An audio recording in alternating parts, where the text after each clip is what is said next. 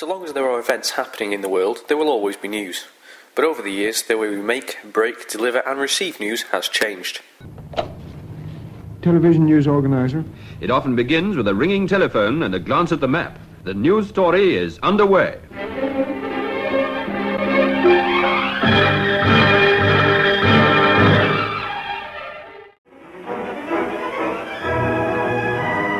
In 1952, only 14% of British people owned a television set, and then came the Queen's coronation in 1953, which managed to whet the public's appetite for news on the small screen, as families, friends and neighbours crammed themselves into sitting rooms nationwide to catch a glimpse of the newly crowned Queen Elizabeth II.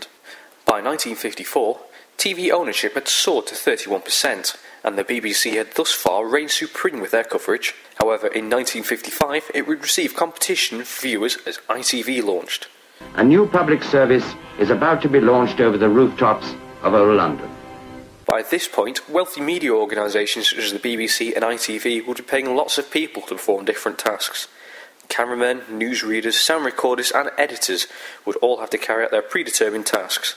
The creation of a single newsreel would take time to produce, much of which would be wasted by transferring the newsreel between different departments before it was ready to be broadcasted. These days, however, the journalist's role is very different. Much in the same way that the Industrial Revolution brought in machines to replace high numbers of labourers, integration has cut the numbers of journalists needed to operate a working newsroom. Magazines are also following the trend and going digital. Magazines online don't have to go through extensive and expensive printing and distribution costs, as the web has everything it needs already. Magazines can be distributed on plenty of platforms which right now are extremely popular, using social media sites such as Facebook and Twitter to get people reading them. This helps spread digital magazines globally, as these sites are used all across the world every day, which is a lot faster than the traditional word of mouth. Digital magazines can potentially make more money using advertisements, as they can directly link you to the advertised brands, which is more direct than advertisements in print magazines. Digital magazines can also be used to promote their print magazines by telling online readers about special offers or discounts that are inside the print editions. Digital versions are also interactive with the consumer. Forums and comments mean people can discuss news and feature articles immediately instead of sending in a letter to your publication. If the brand of magazine is using both a print and digital version, it will mean that there will be more jobs available. However, if magazines are only turning to the web for distribution, journalists will have fewer jobs, as going digital needs fewer people. With fewer people working for digital magazine newsrooms, there may be more mistakes in the online version, as going digital makes the whole news process a lot faster. You can compare the success of going digital by the circulation figures of both print and digital versions. As you can see, the print versions are still much more popular than the digital versions, but this may be because digital magazines still haven't used the advantage of multimedia yet and are still exploring the ways to gain interest. The Men's Health digital magazine seems to circulate much more than the other digital magazines. This may be because men find it embarrassing to pick up magazines about their health, etc., and online it's more private and confidential to purchase. This is a chart showing what magazine titles were bought online from iPads. As you can see, there was an interest in the digital magazines, with Wired magazines selling 100,000 digital issues to begin with. However, sales plummeted in the months following, even though millions of iPads have been sold since then. I think this may be because of the pricing. If you have to pay for a digital copy of Wired magazine for about £3 on your iPad, but a subscription and a print version is substantially cheaper, you're going to buy the print version. This is a digital version of Glamour magazine, which is a huge example of how useful multimedia is and why it is so popular. As you can see, the magazine offers video packages including interviews. It has feature article headlines all on one page which you can click and move to. It has a picture, slideshows and sound clips. There are also interactive advertisements around the sides instead of taking up double-page spreads in traditional magazines, and still other ways to distribute the digital magazine by using Follow Me on Twitter and Like Our Facebook group icons to spread the magazine globally. There are disadvantages to going digital for magazines, but I think it's an opportunity as it can only promote the brand, even if circulation figures aren't as high as the print version. This is because UK magazines with a small targeted audience would now become more global online and get viewers from all around the world, because without the internet, niche feature magazines like Neat magazine would never reach a broad audience, as it is too expensive for such a small company to pay for the expenses that a large company can. Over the last 10 years, social networking sites have become more prominent for sourcing stories, people's opinions and even breaking news. There aren't many people in our generation who don't have a Facebook page, a Twitter account or an online blog. In big shock events, journalists in the newsroom rely on citizen journalism and online resources, for example the Mumbai attacks in 2008. The world was kept updated through the internet due to the public who were witnessing this at the time. But this could be seen as a threat to trained journalists. Who needs to read the paper and pay for it if everything is online for free? Journalists are now able to choose the best medium for their stories, therefore on websites such as Twitter and Facebook, they are able to post pictures if they wish. Although Twitter could be seen as a threat, due to it having the ability to break news direct from the source, many people will continue to use print and broadcast organisations as they have trusted authority and accuracy. Broadcast organisations such as the BBC, along with print companies such as The Guardian, also have their own Twitter accounts, where they keep their viewers updated with immediate news and links for the audience who prefer to consume their news via the web.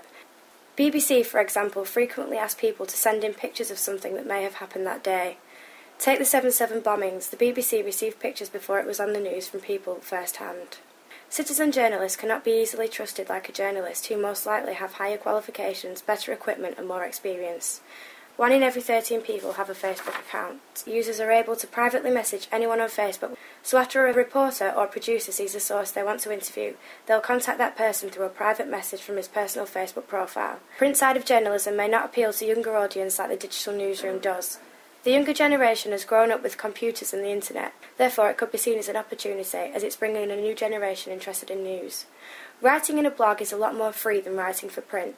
On blogs, journalists can express their true feelings and interact with their audiences through comment boxes. There is also no time constraint, as articles can be published at any time, unlike a newspaper which has deadlines. The digital newsroom is a big threat to the newspaper industry. Newspaper circulation has declined every year since 2000 across all daily national newspapers. The most popular newspaper, The Sun, saw an 8.37% loss in circulation. However, it is a slightly different story for the Sunday papers. Unlike its weekday paper, the Daily Star Sunday saw a massive 89.34% increase in circulation figures from September 2010 to 2011. This may have been helped by the closure of the News of the World in July, as the News of the World readers may have moved to the Star. Journalists speculate on why fewer national newspapers are being sold. They cannot agree on a set reason, but have come up with many ideas such as the current owners aren't committed enough, there is too much to read and print can't compete with 24/7-hour news on TV and online. Online news sources are converged, offering the story, images, videos and can include podcasts, which offer something different to newspapers. Online news sources are many people's first port of call for their news. Online newspapers are more accessible to the reader. The BBC News website has sections for world news, Scottish news, health and education, among others. This makes it easier for people to find the specific story they want to read, rather than having to look through a newspaper to try and find it. Website online newspapers list online news websites from all over the world, which make it easy to find news from places such as the Caribbean, which is not widely reported in British news. Mail Online has the biggest number of web browsers in August 2011, reaching 75 million browsers. According to figures from ABC, this is a 2.7% increase compared to July. On the other hand, online newspapers don't pose an opportunity to some journalists. Articles are subjected to how they fit into search engines. This can sometimes affect the quality of their message. Journalists also feel pressured by the ranking of articles by popularity, which happens on news websites such as BBC News, which has most read article and most shared. Online newspapers do not generate as much revenue as newspapers, causing the Times to introduce a paywall of £1 for the first 30 days, increasing to £2 a week from thereafter. This could threaten online newspapers' futures as people are not willing to pay this. The biggest way for online newspapers to make money is through advertising, yet this is still not enough to justify giving online news out for free. The online newsroom sometimes gets it wrong. For example, the Mail Online reported that Amanda Knox had been sent back to prison when she had been released. Although the digital newsroom has resulted in single-skilled journalists being replaced by their multi-skilled successors, convergence and the internet's domination of news makes journalism more accessible to anyone who can use a computer and can string a sentence together. This, above all, provides an opportunity for up-and-coming journalists to make themselves known to a global audience.